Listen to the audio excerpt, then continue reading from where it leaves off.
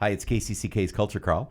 I'm Dennis Green, and my guests are from the upcoming exhibition at Gilded Pear Gallery. Lauren Tucci, gallery manager. Welcome. Hello, Dennis. And Phil Ochs, whose dad, Jim, is the subject of the upcoming exhibition. 45 years of work. Phil, nice to meet you, and welcome. Thanks for having me. Lauren, before I'm going to talk with Phil about his dad and about art, but Jim has been a part of the gallery, for a long time. So just tell me a little bit about him from the gallery director perspective. Sure. We took on Jim's work around 2018. We have a figurative exhibition at that time, and we had been aware of Jim's work, and in the past we didn't approach him about maybe representation at that time because he had a couple other galleries, and upon meeting him, it was a delight, actually, and we really enjoy the work itself. And so then we kind of pulled him in at that time after the figure show, and just kind of stayed connected ever since. And his work was mainly in printmaking? It was definitely a fusion of printmaking and what I think people would recognize as his main body of work is like the printmaking with painting and other collage elements that came afterwards. Phil, obviously you are one of the people who knew your dad's work the best.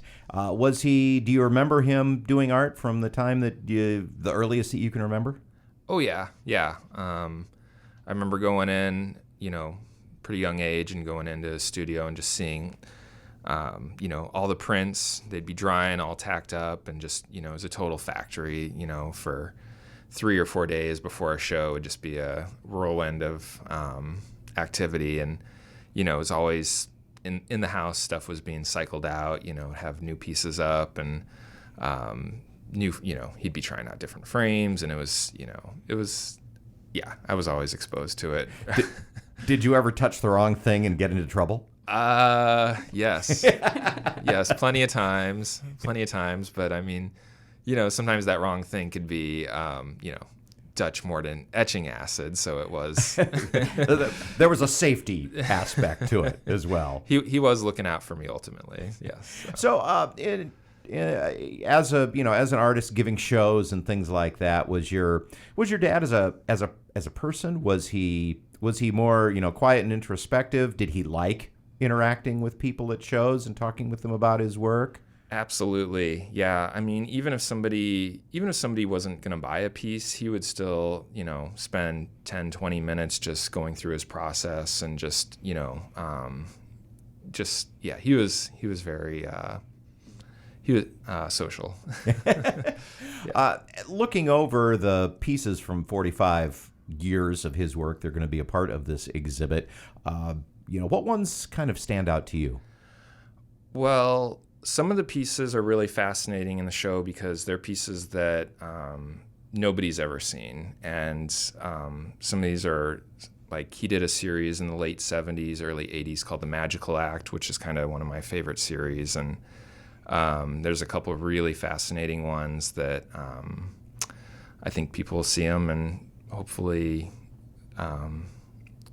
kind of have maybe a feeling of awe, or they're just delightful, and they don't look like other pieces he's done, but they're also distinctly his style. So I think it's really fascinating that these are going to get to be in the show, and I hope people look forward to seeing them. He also did a lot of self-portraits, and I think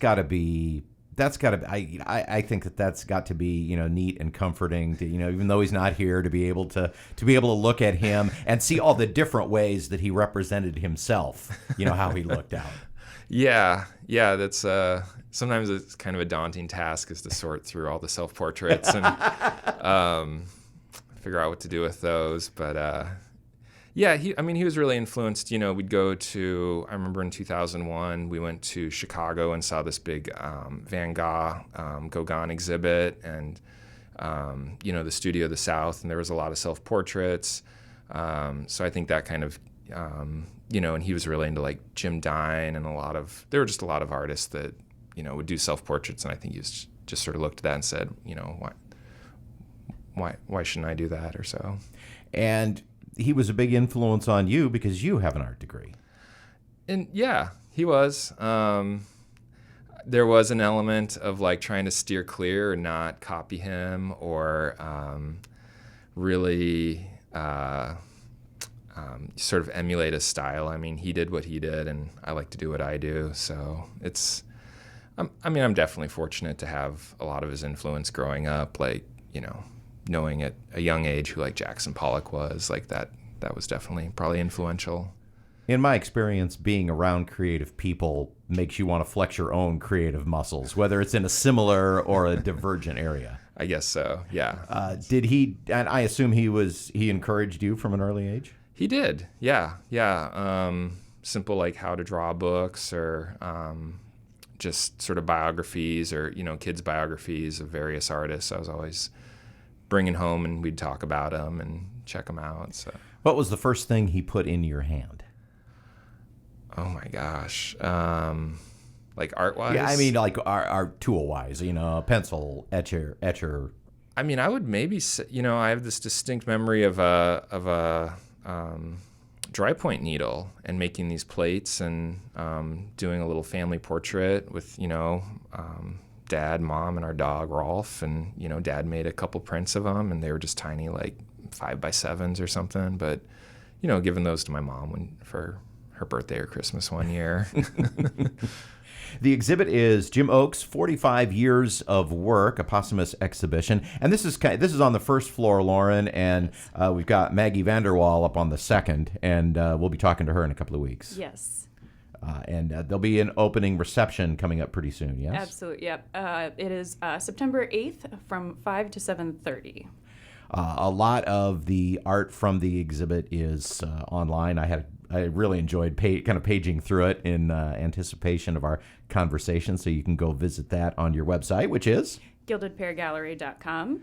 Do you like people to let you know by phone or email ahead of time if they want to come to the reception, or is it just a show-up thing? It's mostly a show-up thing, but it's really helpful if you let us know. We have an Eventbrite event page and also a Facebook event page. If you let us know, we can at least prep for how many people for drinks and appetizers. So. Like if Dennis is coming, double the amount of beer that you're going to have and things like that. Well, really looking forward to seeing this work on exhibit. And Phil, it's a real pleasure to meet you and to hear a little bit about your memories of your dad. And I'm looking forward to getting to experience those, hopefully with you too. Thank you, Denny. Yeah, I look forward to seeing you there. Yeah, thanks very much. Again, the website, if you'd like more information, is? GildedPearGallery.com, and if you can't make the reception September 8th, it's up through October 28th. All right, and Lauren, we'll talk to you again in the coming days, and we'll have Maggie in to talk about her exhibit. Yes. Thank you both for being here. Thanks, Dennis. Thank you. You can hear The Culture Crawl live on the radio many weekdays at 10:30, or download the podcast, watch or listen on your own schedule at kcck.org/culture, or using your favorite podcast app. I'm Dennis Green, and I'll talk to you later.